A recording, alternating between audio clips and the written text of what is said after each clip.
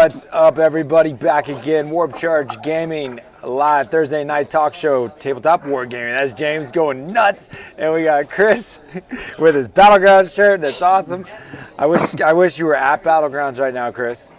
Listen, man, it would be wonderful to be there right now. As a matter of fact, I've got a lot of people even that have been hitting me up in regards to Battlegrounds because there are some people trying to get on that wait list and or seeing if people are selling tickets and whatnot. We've got some big things coming up here in the very near future, ladies and gentlemen. We sure do. And that's if you guys are tuning in for the first time somehow, some way, you made it to episode 87.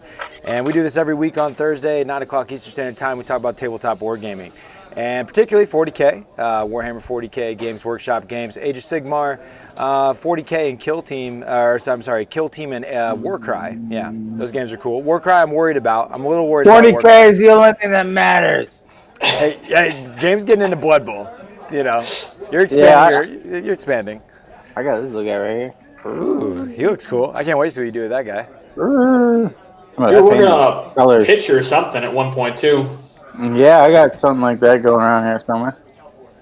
Nice. Yeah. Looking forward to seeing you get deeper into that. I know we were talking a little bit about, Adepticon's interesting with the top 16 being cut into the next day. So if you play the GT Thursday and aren't playing in the team events, unlike Nova, you sign up for the GT, you're playing all weekend long. So you have an opportunity to jump in some other systems, maybe some Blood Bowl, James. There's still open slots. There's still some open slots. Maybe. Charlie Schaefer says, "What's up, man?" Speaking, I see Charlie. I see old young man Charlie. I don't know if you guys got to catch very much, but it's been a productive week as far as bat reps. I've filmed a game every day, sometimes two. I played young man Charlie. I played another buddy locally named Chris with his Iron Hands. Charlie brought Ultramarines, and then I played two games a day after day with Mike with his Necrons.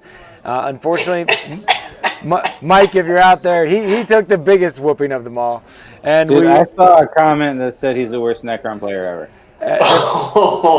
I tried to respond nicely to that comment and say, can you give us any suggestions of what you would have done differently? But he probably doesn't even play Necrons usually.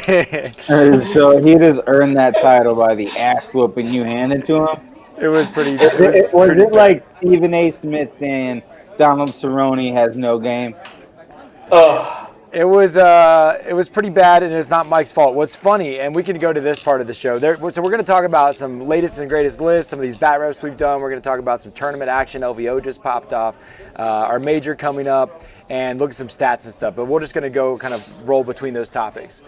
So first off, I'm going to put the list up that poor Mike had to face. And the funny thing I think about it is this is like 6 books involved in this list. And it's a very small model count, but it has so many rules. And that's what we just kept finding in our games is just another rule that I have. And Necron's like, well, I can do this one thing. I can, my will shall be done. But nope.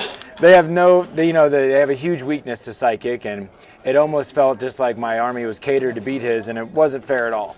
But I blame GW, which is definitely a good segue into talking about some of the stats we saw at LVO. But so I'm excited about this. And James, I've done. You're a cheater. You're a cheater. I cheated pretty much. You're a big fat cheater. What was cool? I watched it. Yeah. What did you, Chris? It was bad, right? I mean, you definitely cheated. No. Cheater. Mike rolls like trash, though. To be fair, he almost always does in my experience interacting with Mike. Wow. However, I gotta be honest, man. Tabletop gaming, if you tell someone they roll like trash, you're basically saying that they're worthless in life. I feel bad for Mike when he rolls. Wow, and that's basically how a lot of people felt for Jewish people. Oh, and that's weird in left field. I'm going left field, bro, because the thing is they got all the money, man, and they're the winners. Okay.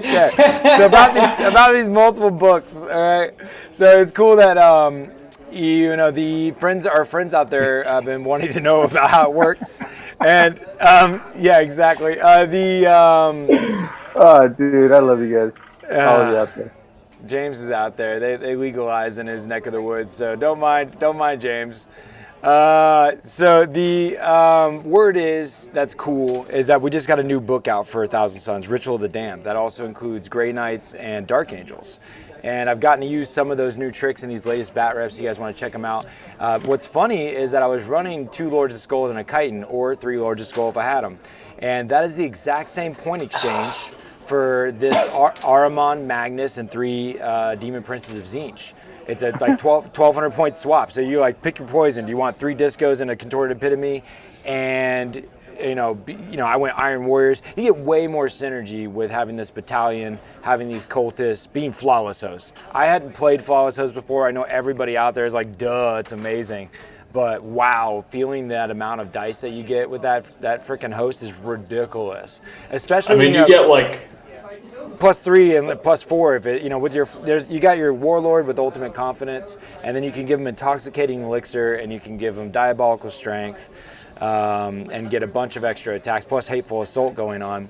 But what's gnarly is that having such psychic backdrop of such strong psychers to put these buffs on them, you're buffing everything. You're just like, yeah, and this guy does that, and yeah, that guy does that, and that guy has that, and that guy has that. You're just throwing cards down all over the place. And with the new Ritual of the Damned, they think the most likely FAQ is that a lot of these relics and warlord traits, particularly the relics, are affecting any friendly unit. So where you have to be a special cult legion from the 1,000 Suns, which can't be named characters like Ahriman and Magnus, it can affect any friendly unit, including an entirely different souped host. Like I can have my flawless host discos, and I can give them +1 attack, or I can let them. You can't teleport. There's a few different things that you can do, but particularly in this instance, I can, anytime I cast a psychic power on a 1, I can once per psychic phase, I can flip the 1 to a 6, and then for one command point now out of this book, I can auto pass. I can say I don't take perils of the warp, so I can force a double 6 perils and then not take perils. Also, I could be wrong, but I think on that power, somebody was reading it to me, and is there some kind of play you have with that power affecting an opponent's psychic power? Oh yeah, that was the first half there. The other half is that, and this is an 18-inch aura from this thing. So you take this relic, and then all your psychers with an 18, once per psychic phase, you roll 1, you can flip it to a 6, and that's after you roll it. You could even command point re-roll it, and then get a 1, and then flip it to a 6, because you're not re-rolling it at all. You're just changing the result. And then additionally, if on your opponent's psychic phase, if they roll a 6, you can turn it into a 1. And so, make them perils with a double 1, pop the demon strat, and make them take 2d3 perils. Oh, that's gross. Yeah, it's pretty badass. So that's one of the legions. Another legion, you can just teleport 1,000 Suns guys besides cultists and Zangors around the board. Just every turn teleporting someone more than 9 inches away. So basically for the thing that you used to do on, I forgot the name of the thing where you transport your Zangors around. Dark matter crystals. So it's basically like a psychic power now. And what's crazy is that so you pick one of these like 9 different legions, and then whenever you take that legion, each one gets a psychic power, and those psychic powers then go to all of your psychers. So you don't have to choose the powers that are in the book. You get it in addition to. So whatever sweet power there is, all your psychers have it. You're like, okay. What up, Caesar? Yeah, what's up, buddy? What's up, fellas? I'm up in this piece. Nice. So anyways, it's amazing with Flawless Host Discos and 1,000 Suns support. I figure that I'm experiencing, again, something you all might know, but when you take 3 Lord Discordants, it opens up a threat saturation that allows you to take further big units without the type of risk that they typically have. Typically, Magnus is he's definitely going down immediately. But when you have 3 Discos that run up in their face so hard, there's a good chance that they're not going to be able to put their attention to Magnus. He's not going to look as appealing when he has a -1 to hit and a 3-up invuln comparatively to these Discos, even though they have a 2-up armor save. So pretty wild. I also, there's just all these little things that I'm realizing about it. Like Hysterical Frenzy, I'm now realizing you can cast on other guys and not just yourself. So you can Hysterical the Discos that are locked in combat. Now, too, with the 1,000 Suns one, you can give yourself, you can make a unit have -1 attack and -1 leadership, which you can pair with the Slanesh power to make it -2 leadership. which makes it even tougher to fall back from the contorted. So it's combos galore, and Necrons have none. As far as the latest bat reps, the bat reps versus the Marines, that was with the Lord of Skulls versus Charlie and the Iron Hands, and both of those are really cool. I hope you guys check them out. Just filmed a couple Infinity bat reps. But we're talking about things that don't have rules and whatnot. Let us take a look at some of these LVO lists and look at the disparity between different armies and factions here. Let's see. So this came from Goonhammer at tabletop or 40K stats. If you guys don't go to 40K stats, you should check it out if you're studying the meta. It is an amazing resource, and I'm super. I'm going to use some of their images right now because it's really good stuff. So this is some of the army distribution that was at ITC that had a 5+ win ratio. So if you see there, we got a huge percentage of the player base that was winning was doing it with Adeptus Astartes. It was like 40-something%. Yeah. 46%. So that's pretty wild. That is a large difference. Here is a. This is showing so out of those 46% Adeptus Astartes, here's the split between the different factions. 20% of them, the largest majority, were playing Iron Hands. So obviously, Iron Hands are the breadwinners for the most taken faction at LVO, but and Adeptus Astartes as a whole. Huge gap from the different armies out there. Necrons isn't even listed for not achieving a 5+ win ratio, and they're just fall into the other category, I suppose. Yep. So pretty crazy. Here's a bar percentage that actually shows the percentage between the armies there. 61% win ratio for Force of the Hive Mind, because so there was a small Tyranid show. There was only 27 Tyranid players and 9 Genestealer Cult players, and obviously Force of the Hive Mind is both. This is the average win percentage. This is not 5-1. This is all lists. And the average score for Tyranid players was, I think, like 26 or 27 points per game. So they did pretty damn well overall. But once again, with the new changes from Blood of Baal, shooty Tyranids are very good at killing Marines. I kind of expect maybe there was some luck with bracketing, but from what the Goonhammer article was saying, as well as 40K Stat Center, of all the factions, Tyranids between the Tyranid players actually had the most consistent results. They had the least variance of any faction between like the top performers and the bottom performers.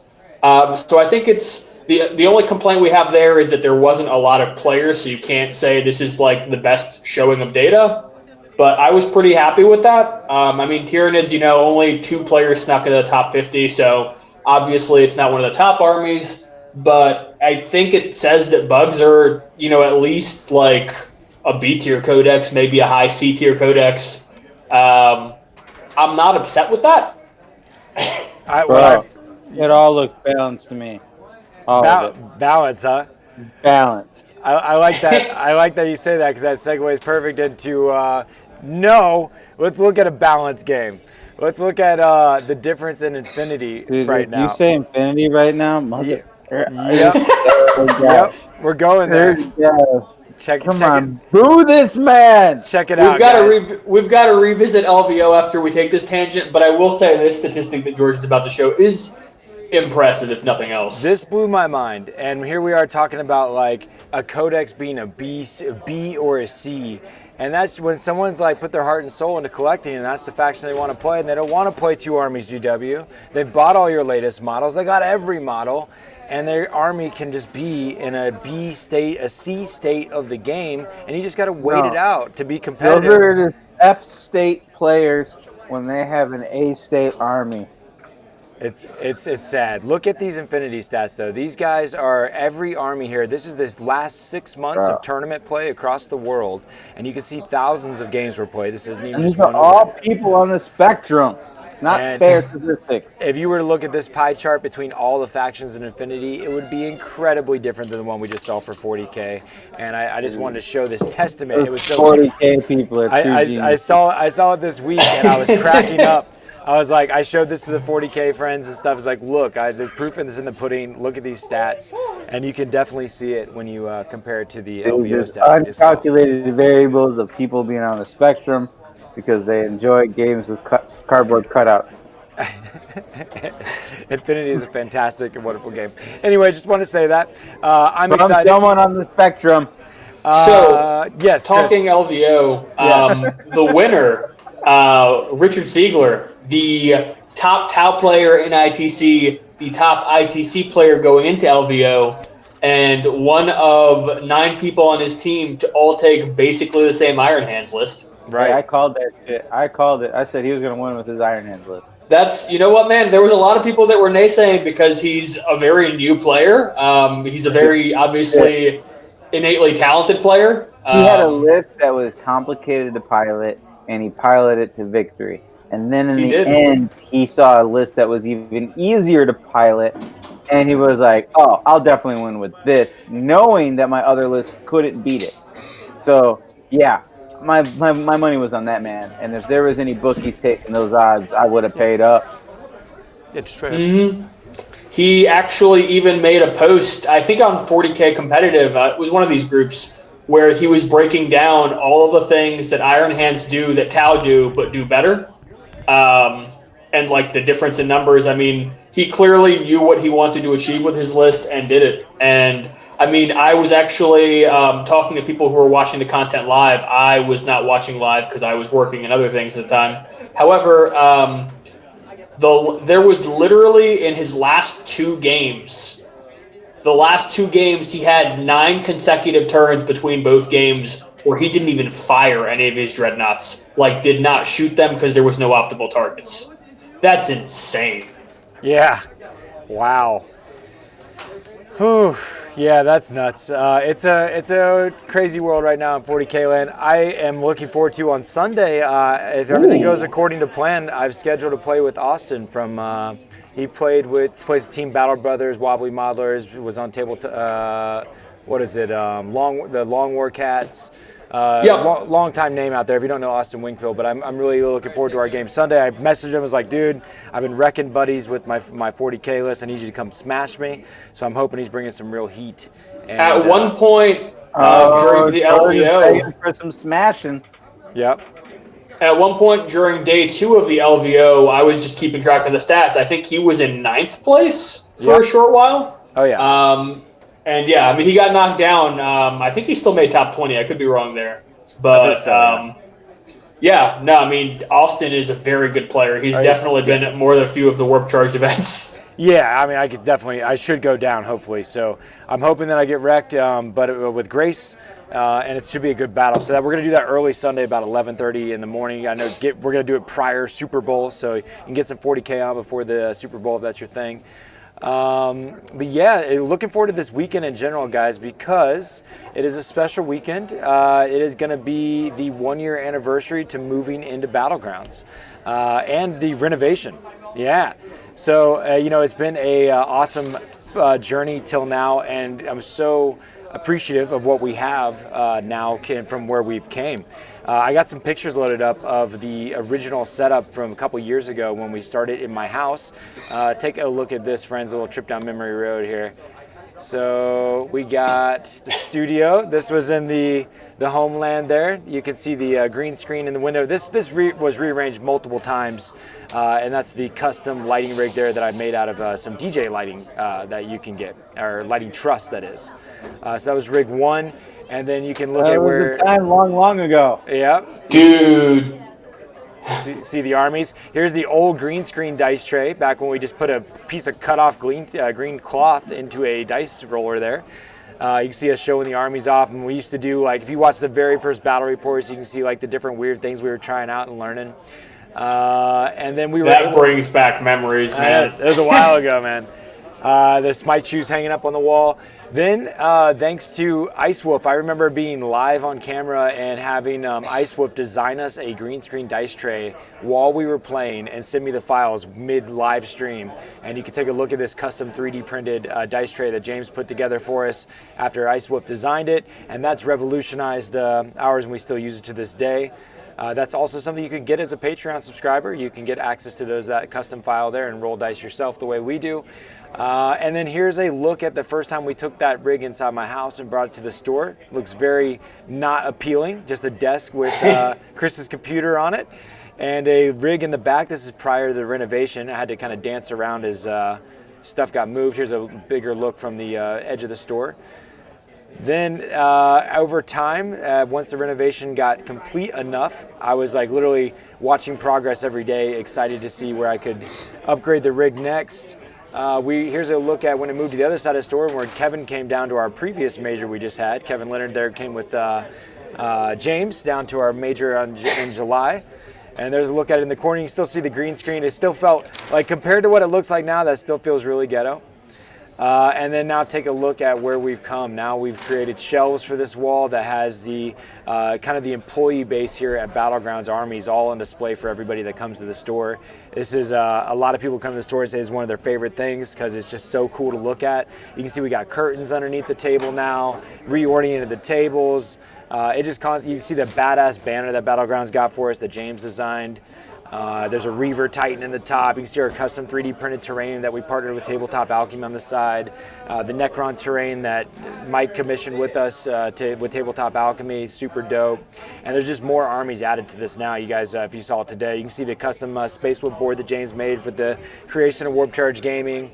And also just stuff all across the store, guys. We got TVs all along the store that we do our live timers on, and we have all these cool custom imageries for our tournament flyers and our partnerships and whatnot that go across the TVs. It just feels great. And of course, over the course of the last year, we're running over 50 events. You know, you can see here's Chris in the middle freaking out with the first 40-person tournament we ran here. Now going into our, that was a great day. That was like, oh wow, this is what it's going to be like. Because that was like, I think that was the February 1st tournament of last year. Because tradition to kind of throw a tournament on the birthday kind of thing. So all super cool. And of course, that gives a good thing that, you know, that was a big tournament, and we got another big tournament coming just to continue to transition here. You know, February 22nd, Coastal Wargaming, Warp Charge Gaming, partnering with Battlegrounds. We're throwing down a 2-day, 64-person event. Major status, as far as people on the wait list, it is 30 deep now. We've had 3 drops and 3 people filled. I hope that everybody that wants to come can come. I think we're going to have a crowd just standing around hoping that people don't show up that day. Oh, dude, I actually am bringing someone with me all the way from Tennessee who's literally like, if I can get in a game, cool. If not, like, I'm just going to hang out and, like, enjoy the event. It definitely is going to be dope. I just talked to 3D6 Wargaming today and confirmed that our objective markers are on time for the event. Let me show you guys these. Again, something we're super proud of. James did a fantastic job designing them. Here's the custom design or logo that James made for Coastal Wargaming and Warp Charge Gaming partnered events. That's there in the middle there. That's what we use for the First Crusade on our poker chip objective markers. Now getting the awesome new kind of thing that people have been getting into with the neoprene objective markers that have the perfect aura of 3 inches from the center, 3 inches from the edge. And not only will every participant that comes to the event get a free set of these at a $25 value and chances to win free prizes, but they're also, we're going to have these custom Warp Charge Battlegrounds objectives that I think are super sick and cannot wait to get.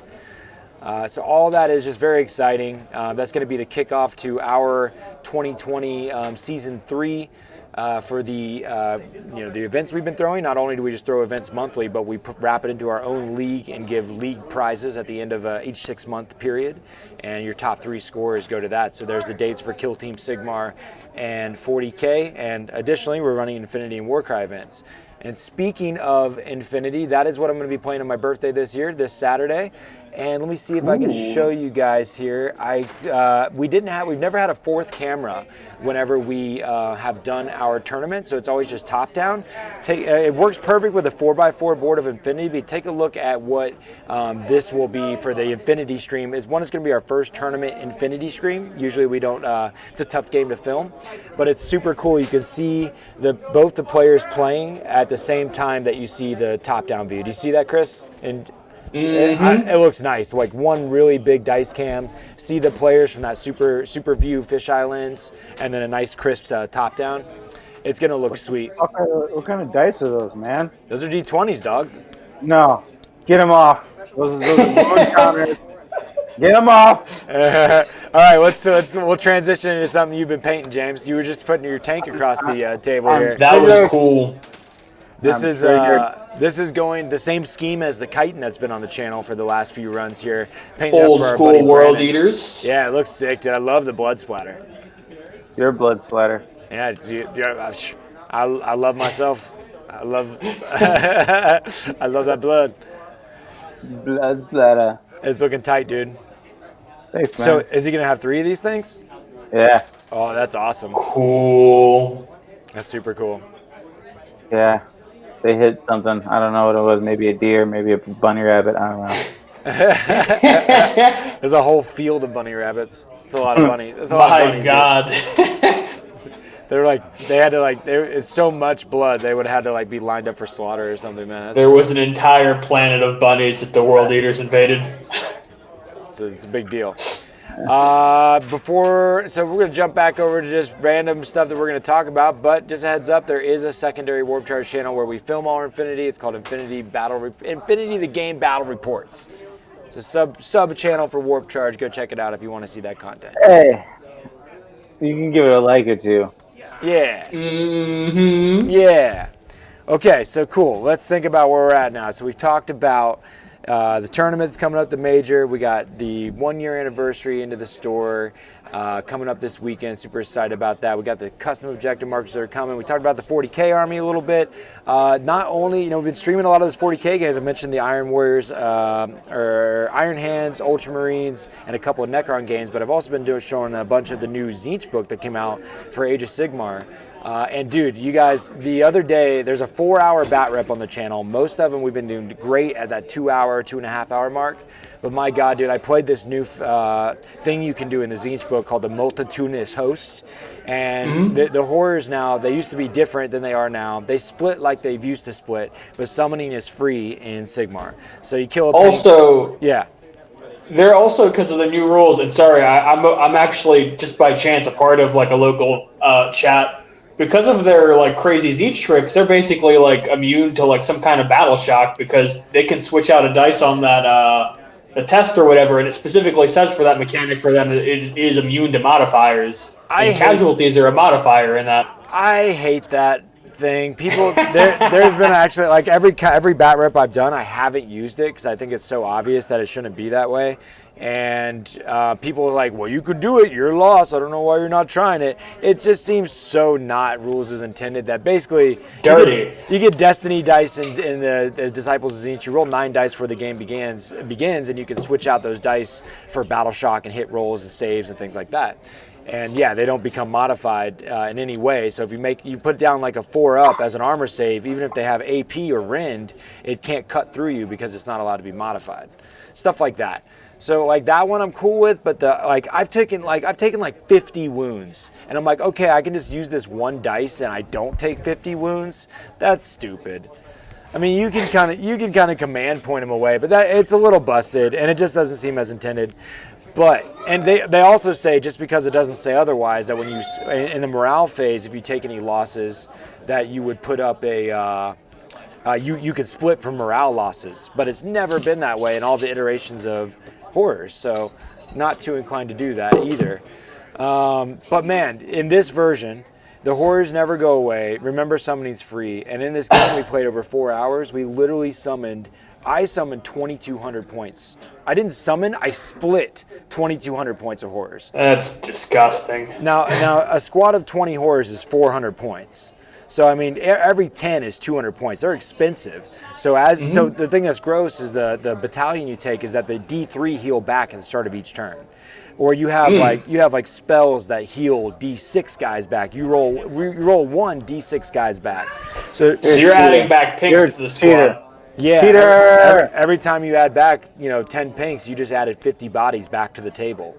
Yeah, because they split that much more. I see what you're doing there. That's some nifty trickery. So we ended up with, he was playing Slanesh with depravity points, summoned about 1,200 points. I summoned about 2,200 points back onto the board. So here we are playing APOC level when we were trying to play a 2,000 point game, It was laborious and nuts. I'm not going to run that again, but it was cool to see. Yeah. I bet you're glad you got all those hordes though. Oh yeah, it's tight to. Oh yeah. man. Age of Sigmar is like you're glad you bought a bunch of horrors, buddy.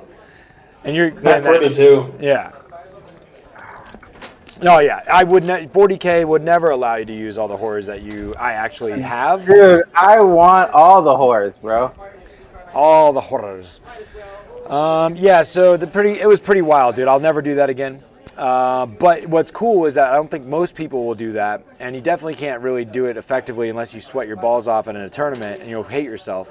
But there's not much content out there on it. You know, as much as a 4-hour video, fast forward through it just to watch the hordes like explode and shrink and explode and shrink. But it's kind of wild because you can't really see much out there on it because people aren't trying to play 4-hour games. Just time lapse that nonsense. Yeah, yeah, no kidding. It was pretty wild. So that was one of the bat reps I was up, and it was wild and crazy. You're wild and crazy, bro. Yeah, wild and crazy. George gone wild. George gone wild. Anyways. Yeah. So that's the deal. We got LVO popped off, and we're into the next season here. And I guess one thing that went down with Kill Team is that they had the Saturday Sunday event be the end of the 2020 season for Kill Team, but then on Sunday the event was the first event of the Kill Team 2020 season. So God. So whoever didn't. So if you were stuck in the GT playing for the finals, you were playing for your 2019 score. But if you didn't play in that and you just would decide to play in the pods on 2020, that was your first chance, or on Sunday, that was your first chance to score for the 2020 season. There's already people in the lead there. How's it going, gentlemen? Hey, Sam, good to see you. Sam's been tuned into the Sigmar reports here lately. Good to have you, man. It was great to see some of your guidance was definitely helpful as well. By the way, Sam, appreciate that. Mostly on how I was messing up. The Zinch book is for ages going between 40K, Age of Sigmar, all these different games. Gets a little crazy. Yeah, especially with the similarities between them. Yeah. So I heard there's a bunch of cheating at 40K GT, the LVO. Bunch of really? Cheating. Like a bunch of yellow cards given out. Oh, really? I didn't hear any of that. Yeah, people moving people's models and stuff. Tell us about the drama, James. Tell us all about that drama. Dude, I don't know all the drama. I don't know the deets. Because I wasn't there, and I haven't talked to anyone personally that has been there. Just drop some names and make stuff up. Yeah. Bro, I don't need to do that. Because if you just go to the Chicagoland 40K group, there's a giant thread about it. Because there was some people coming out of Chicago that were doing that cheating. Oh, dang. Oh, thank you. I like that screen name. We got a new follow from Hey Snooty. I like that. For some reason, I immediately thought of twerking. I don't know why. I often think about twerking. Like, not me twerking or you twerking, just twerking in general. Yeah, that's for our subscribers. Yeah, on our Patreon page. Hey, if you give me enough money, I'll do pretty much anything. That's fair. So James just said that the next $20 Patreon subscriber, he will be happy to twerk for you. You guys ponied up the money once before for me to play Kill Team. That's about the only way I'll ever play Infinity. That was cool. That was cool for the moment. I handicapped him. I'll never forget it. Yeah. But George still ended up with that Kill Team, so he's the ultimate winner. Indeed. It is beautiful. It's a good-looking Kill Team. It is. The sway board is the ultimate part about it in my mind. That was the coolest part. That's what she said. Hey now. So Chris, you've been painting like a freak. Your acolyte. Dude, I'm gonna have these 60 acolytes done by next week for sure. I don't believe you. You're a liar. I'm like 85% done now, I would say. You're a damn con artist. I don't believe you one bit. And actually, speaking of that project, since they are a bunch of Necromunda models that are being converted to Acolyte hybrids, Necromunda, they just did a preview in Nuremberg, Germany. The tabletop game, Aeronautica Imperialis is getting an update, and they're also doing a new updated book for Necromunda. They're starting to do all of the gangs that already have rules are getting new books, which has not happened, I think, like ever since the current edition of the game's come out. Goliath Gang's getting a new set of rules. They're getting some cool new models, some of which I'm sure James would really like. They kind of look a little bit like the God, what are they called? The corpse grinders. They look very corny. They got a lot of big brutish chain axey guys and stuff like that. A lot of cool releases in that nature on the horizon, and we're also looking at, in the very near future, what is the next book? For the Greater Good, which is Tau and G Sealer Cult, and I think some Chaos faction coming up. I want to say Death Guard? Hey, Okay. Sure, it's not corn, I don't care. But I heard something about like 9th edition or something like that. What's up with that? So that actually, there was a picture that was circulating based off of Games Workshop tease, and it turns out that someone had immediately doctored and put together a picture to make it look like it was straight from Games Workshop's mouth with a highlighted text of 9th edition in the tease. It is confirmed fake per the picture that I saw, but I mean, sometimes these leaks, man, they could be authentic in like a really backhanded kind of way. You know what I mean? Like, just because one person faked it doesn't mean it's not in the works. Right. Oh man, I thought that was real. You're the first of me hearing that it was fake. Yeah, it was. The reason that was shown as fake is like based off the URL. It didn't match the content on the page. Like the picture was something featured in Games Workshop. But it was like a Golden Demon Prince artist winner. It wasn't actually anything related to any of the content in the article. So there was definitely some images ripped from other articles that were just kind of thrown together in Photoshop. Damn, dude, you telling me this is some Russian shit? Yeah, at least based off the picture that I myself shared in the 40K chat. That was. Spread these rumors. I am guilty. I am a guilty party of spreading this Russian disinformation. Well, no offense to any of we are at least going through this year before we go to 9th edition. In my mind's eye, based on the way that the Psychic Awakening stuff's going. What's funny is we just showed that huge disparity between Adeptus Astartes and all these other factions. I was thinking about back when the indexes first hit, when 8th edition first hit, that was glorious. Like, I remember how excited I was, and how every faction was in the same books. Like, you had your Imperium book and your Chaos book. No, everything George. was way more on an even playing field. Now we're making lists with 6 lists. From my army, bro. That's true. We got better rules now and stuff, but I just loved the slaying they did to the playing field, and seeing 9th edition. 16 Malefic Lords. There's just so many 10 books. million conscripts. Yeah, they have the power creep is crazy between one army to the next right now. Yeah, that's true. Also, speaking of which, one of the other updates from Games Workshop that I forgot to touch on, but you used the word index and it reminded me. Still waiting on that Forge World index from Games Workshop's mouth. They are redoing Forge World. That's supposed to drop sometime this year. I'm excited about that. Called it. Super excited about that. I think I agree with James's last prediction that the Chaplain Dread is going to become legend since that kit's out of print. I don't know what else is going to happen, but I think we're all hoping for some of our crappier Forge World toys to get some rules. I know that I've seen, even in the pictures George shared, a lot of my very loved, near and dear Forge World Tyranids sitting in the background on a shelf. And with the rules the way they are, that's where they're staying, which is tragic. Yeah. Yeah, even just like power level adjustments so we can actually bring a Brass Scorpion would be cool. I mean, I'm pretty sure Adepticon is the only one. ITC doesn't have a power level restriction, but Adepticon do. Yeah, Scorpion should be allowed to be taken at any day of the week. When you have 400-point Lord of Skulls, there's no reason you shouldn't be able to take a 650-point fucking Scorpion. They're not that much better. Yeah.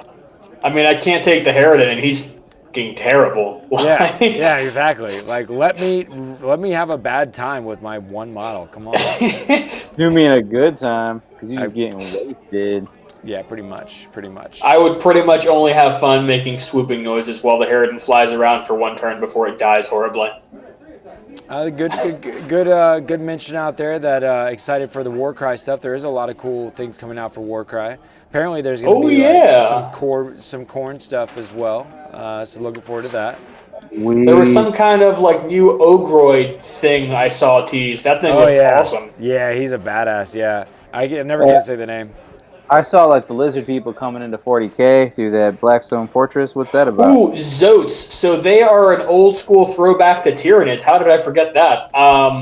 Basically, back in like 2nd and 3rd edition, this race of like centaur lizards showed up in the galaxy, and we're like, help, help! The Tyranids are enslaving us, and we're escaping.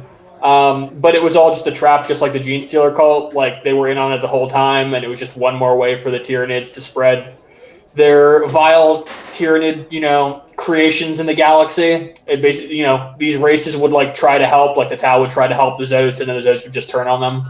And they're basically like kind of like big ogre kind of creatures, but with lizard qualities and horse body sort of legs. Sure.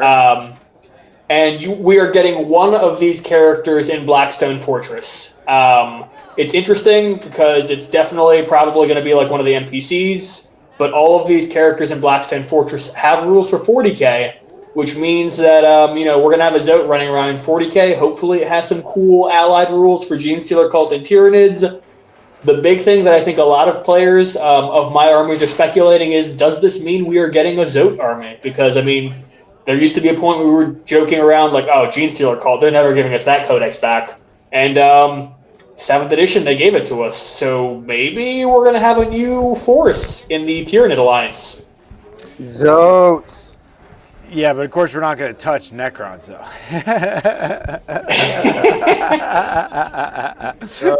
Let's get some Zotes out. Let's research some dead, long piece of lore and not touch these other armies that aren't even being taken anymore.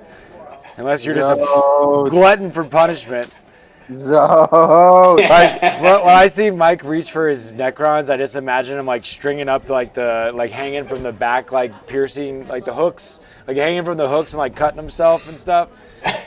I just feel bad because like Dark Angels recently got an update and Mike sold his Dark Angels to get his Necrons. Poor guy. And I'm just like, oh man, Games Workshop, that's just cruel. It's all right. He's gonna come out swinging with some Tyranids. He does have some Tyranids.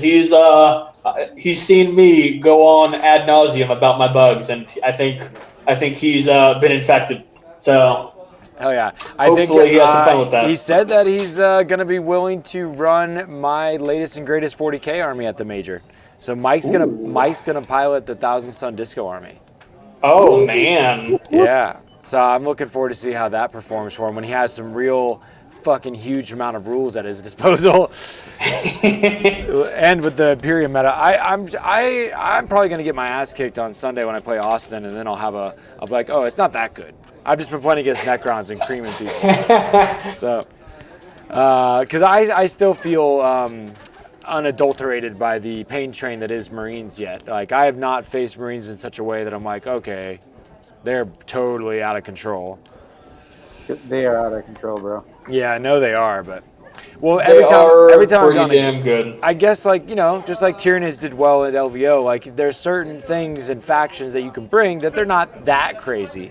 Like, so there's several armies out there that get train wrecked by it. Like probably more armies than normal get train wrecked by Marines, but there's still bring a bunch of invulns or bring in the right kind of deep strike mechanics or whatever. There's ways to, like the Wolfen did fine, Charlie feels personally attacked. We're not the biggest fans of the Imperium around here, Charlie. They all got to go down, okay? Yeah, what happened to those orcs? Yeah. Yeah, orcs, and make orcs great again.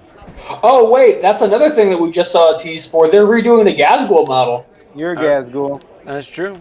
That's exciting. And makes me sad that I don't have play orcs myself anymore. Yeah, that's awesome, because they did a cool tease where they never showed the actual Gazgul face, but that's going to be an awesome model. I think someone mentioned, I don't remember where I heard this from, but I think that release is coming over the summer. Okay. I was just thinking about, I'm reading the comments from the homies here.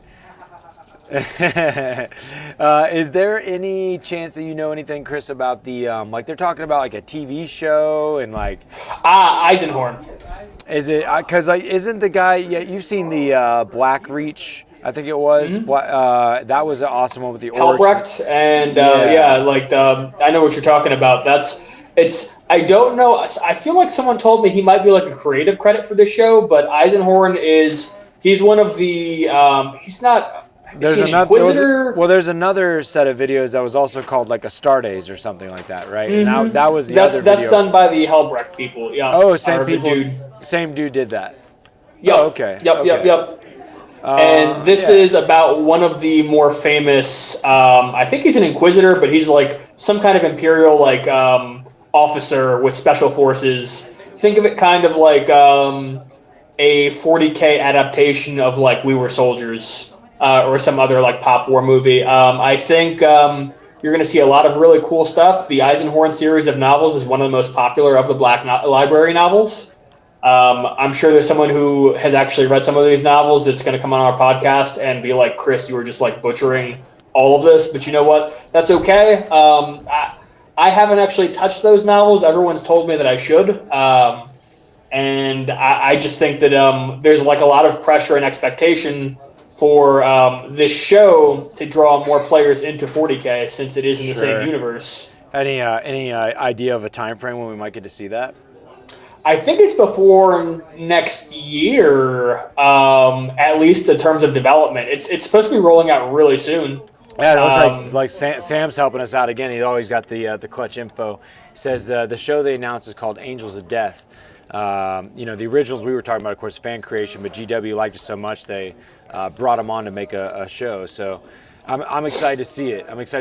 You reminded me of something too, Chris. Bringing more people into the hobby with this, there's pressure to do it right. There's a hope that it'll be attractive and bring more people into the lore and backdrop of 40K. That's what really impressed me about a behind-the-scenes video I watched by Play On. Better not say Infinity.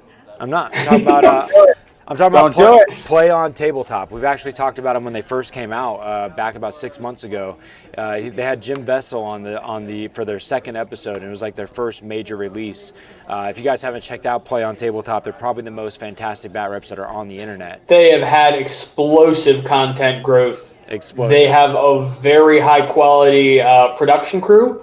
They do a lot of really intense, very professional work. And it's evident based off just the amount of angles and things that they attack the project of production from that they're not going anywhere soon.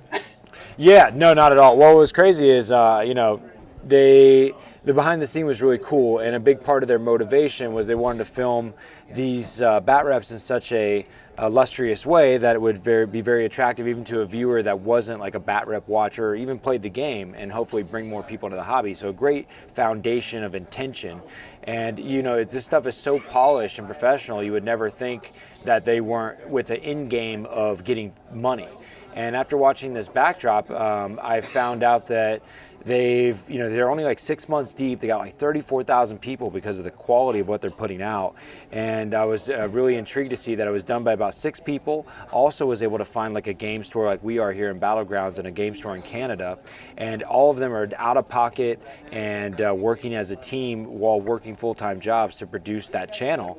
And the amount of effort they put in, now it came down to there was one of the main videographers there. He's been working with cameras since he was like 16, which is nearly 16 years.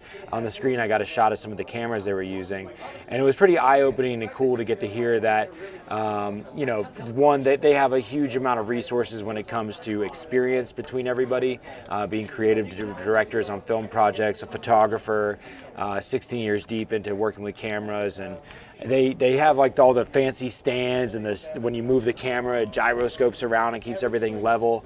And when they film somebody, they put these 2 players as guests, and they have up to 4 to 5 people behind the scenes for every bat rep they do. And I was like, damn. I do have to be honest, even seeing their setup and stuff, man, George has largely been the brainchild of our, kind of production in terms of like photography. He has the most firsthand experience setting up shows and whatnot.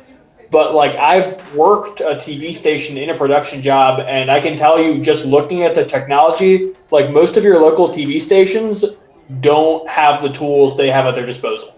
Yeah. They are playing at a very high level. Yeah, they know what they're doing, but it was definitely made me feel good, particularly that I realized that how much it took, particularly the editing process, because we do our videos live, and we're doing a multicam live stream that is unique to what's out there, but the videos are longer. But the editing they do each video is like 30 to 60 hours, depending on who's editing and what kind of content it is. And you'll see that a lot of their videos now are 1,500 point battles because of the editing process. So I just find it interesting, the quality versus quantity, and the kind of what attracts people to creating a big fan base quickly, how you kind of become viral online. But it's a great stuff, and I find it really intriguing on the gear and stuff. You can watch a kind of a questions and answers they did if you go to Play on Tabletop, and you can catch some really professional bat reps. We're striving to achieve as much of those kind of things in a live environment, and learning and growing. No, to have no shame in saying we have room to improve. And those guys are definitely industry leader right now. Pretty impressive stuff. They were definitely up at LVO, and one of them was playing Ultramarines, and the other was playing Tau. They just got some new cinematography stuff, so that they got like the smoke effects and the really cool like zoom ins to the models, make it very good stuff. I wish that there's a lot that we could still be doing, and got a long ways to go. So you can find us and support us at patreon.com/warpcharge. There you go. Yeah, help us get closer to the kind of content that puts us at the cinematic level. Yes. Yes. Promise you, I won't spend it on anything else. Yeah.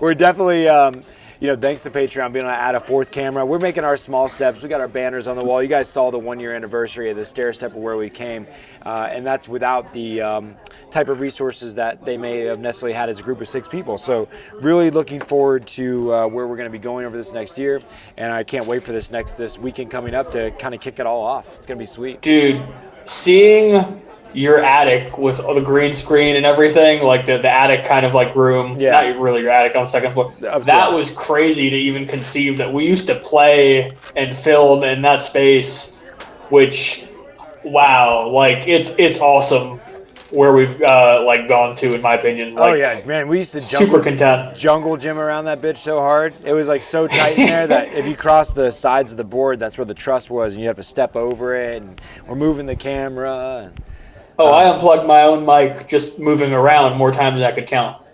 I remember selling my Moog synthesizer, the Sub 37, to get my Rebel T7i camera. That was cool stuff, man. I remember going to the store that day. Yeah, we went to the camera store together, didn't we? Yeah. Yo-ho. Moog Sub 37. I'm gonna show my old keyboard just because it was a badass.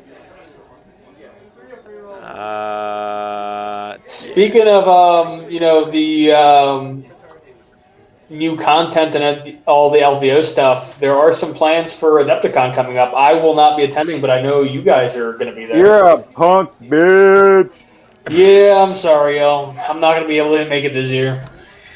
I'm looking like I might be flying now, which it would be luxurious. How long did it take you to fly to Nova, James? I don't know, a couple hours. Yeah, that sounds great. Beats the 14-hour drive. Oh, that sounds nice, especially the Infinity Army, man. I left in the morning and I was there in the afternoon, bro. Yeah, you're here by like noon. That sounds fantastic. Yeah. I can't wait. Yeah, that's the and flying with an Infinity Army is gonna be cake, man. It's gonna be dope. Oh yeah. I mean, I flew with the 40K Army. You're gravy. Well, I had half your army ready for you, though. Shut your damn mouth. I did. I even got you a chitin. Just saying. Hey, shut your damn mouth. I'm a hero. I'm a hero of men. I flew with models, and you can suck it. Not all heroes wear capes, James. All right. Not all. Dude, they all the cool ones do, though. Yeah. Good. Oh my gosh. Spartans wear capes, and they're real men. That's fair. Thanks for the like there, Andrew. 300, bro. I'm gonna start putting capes on all of my models. Maybe they'll not die as easily. Or you could just wear a cape. They'll all die. They'll just hold out the horde, bro. It's true. You just gotta put on your own cape, man. Oh man, I'm gonna show up to the major in a cape. Dude, Good idea. It should be made of cheese. Oh, that would be dope. I'd be like, dude, I brought the cheesiest shit. And they're like, oh, you brought Iron Hands too?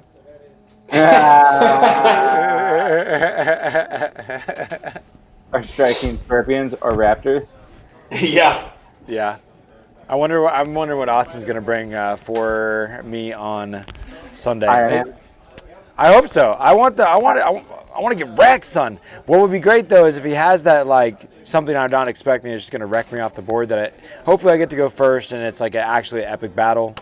And not he's gonna bring Necrons and then win in like spectacular fashion, and then I'm just gonna like laugh myself to fucking death. I've never seen him ever run Necrons once, and that's probably because he's a competitive player. And that man could run anything he wants all the time. Dude, he's actually gonna come with Grey Knights, bro. Hey, they got some sauce. I haven't checked out the new book, but apparently, dude, Grey Knight's got some stuff. Yeah, man. No, literally casting 4 smites, they can kill a Disco Lord. Like, because of the demon keyword, like, dealing flat 3. Yeah. You got to roll a 5 or higher, which, to cast smite. But, I mean, like, if you can roll 4 or 5 ups on their smite that doesn't get reduced because they have the same kind of, like, negating rule, it does flat 3 damage. I mean, like, there are chaos builds that do not want to see Grey Knights, like, at all. That's another good reason over the Lord of Skull concept is with the Thousand Suns entry, because way more defense on the psychic and against things like that.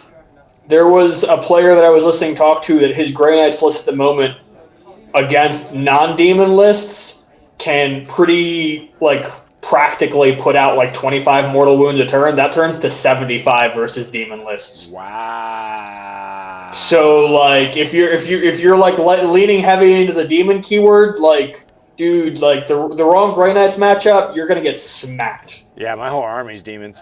Yeah.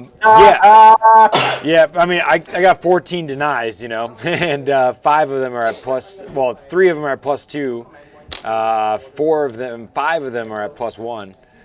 And then I can turn any 6s to a 1. So, I mean, there's some psychic defense. And if you put a contorted epitome in front of it as the nearest enemy against their psychic span, the most of their psychic prowess, then 2 up feeling pain.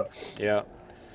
So, I mean, there's always sauce, But I have every Grey Knight game I've played with my demons since I've started playing 40K has always been epic. But apparently they suck in general against anyone else. Maybe not anymore, though. They've got something like Doctrines now, except they have 4 different ones. And instead of being able to choose the beginning of the turn, they actually changed in the Psychic phase. Like, they cast a power to switch Doctrines, basically. Okay. That's kind of cool. One of them, I know for their Psi weaponry is like +1 strength and AP. So their Psi weapons can get like strength 9 at like AP -4. That's definitely a cool one. There's one that's like close combat that most of the Grey Knight players are not super into. They're all pretty decent. There's another one for Psychic phase, I think, where they get like +1 to all their casts. And they also have a power, like their Grey Knight Psychic power, which they cast for like 5, literally just gives them a bonus command point. Sure, yeah, why not? I'll take it. They got some cool stuff, man. I mean, if you cast that power first in your Psychic phase, that's basically the same thing as a free tactical reroll. Not that you can use it more than once, but... Yeah, no, that's fair, for sure. Well, yeah, a lot of exciting things to come with 40K land. Hopefully, we get some new flaves here. I hate the fact that we're even talking about more Imperium, Dark Angels, and Grey Knights. As much as I want Grey Knights to have some love, I want Space Wolves to have some love. Sure, Dark Angels. I'm fine with anything besides core Astartes. Dude, LVO statistics say Space Wolves are the worst Space Marines. Space Wolves and Grey Knights did the worst, I think, if I'm not wrong. Oh yeah, 100. Wolves did the worst. Let's just be happy that you're late in the Psychic Awakening releases, because hopefully that means that you get a stronger update based off creep. Yeah. Nope. Yeah, here's hoping. Or it's one of those cases where it's already written, It's already been written, and it's just a matter of it was actually written as one of the first books, but we're going to release it at this time because it makes the most market sense. And we're going to FAQ it. Like the last time the Space Wolf book came out, it was the next day they had to give us a free PDF to our Warlord trades because they put that was so sloppy. That admittedly was like one of the worst, like sloppiest releases of 8th edition in my opinion. Oh yeah, it was almost as sloppy as Colin's mother. Yep. Yep. Yep. Yepper. Somebody. So, She's sloppy. Oh goodness. It is 59 minutes and 53 seconds, 54 seconds, 55 seconds. That means 60 minutes. Stop it. Only the Spectrum people that play Infinity count down like that. Stop it. I My God, shots fired. There's nothing wrong with Infinity or people on the Spectrum. So, hey, I never said anything's wrong with people on the Spectrum. I only said there's something wrong with balanced game because they're not taking into account people on the Spectrum. So if anything, they're prejudiced. Oh my God. So there's this weekend will be Infinity, and we're gonna show you the new. And then next weekend is gonna be a kill team tournament using the Slaughter Zone packet rules. If you guys are curious about the rule packets or how we do our tournaments, just go to Warp Charge Gaming's Facebook page and check out the event details. Yes, Chris. Adepticon finalized their mission packet, which is the mission packet that we're using for the Warp Charge Major coming up in, 22 days? Yep, that's accurate. 4 missions. I updated that in the event information. I haven't picked out the 5th mission that we'll play for the day, but it's going to be from the original 6 that they posted. I hope it's a coin toss. Please make it a coin toss. Might make it a coin toss, yeah. Maybe we'll make the 5th. We'll make the 5th one ITC and screw everybody up. Oh, damn. That would be such a mother. Take that, friends. I actually don't hate that idea, believe it or not. Oh, you're at the top table, are you? Yeah, ITC. Good luck. Have fun. That's mean, bro. They're like getting ready. They're savage, man. They're all trying to like place the terrain like the Adepticon pack says, and I'm like, no, I got this, and I put it into a cookie cutter Nova shape. There you go, friends. Have fun. No, we're not doing that. We're not doing that, friends. Bro. The thought of you saying that is blasphemy. That'd be wrong. It's the only way Infinity people would think. Oh, Jesus. And sneaking up behind each other and shit. No, we get 2 lists in Infinity, James. No worries. We get to have 2 lists. Exactly. So. You're proving my point further. It's a better game. It's just, Chris, when you move back, dude, I'm getting you to play.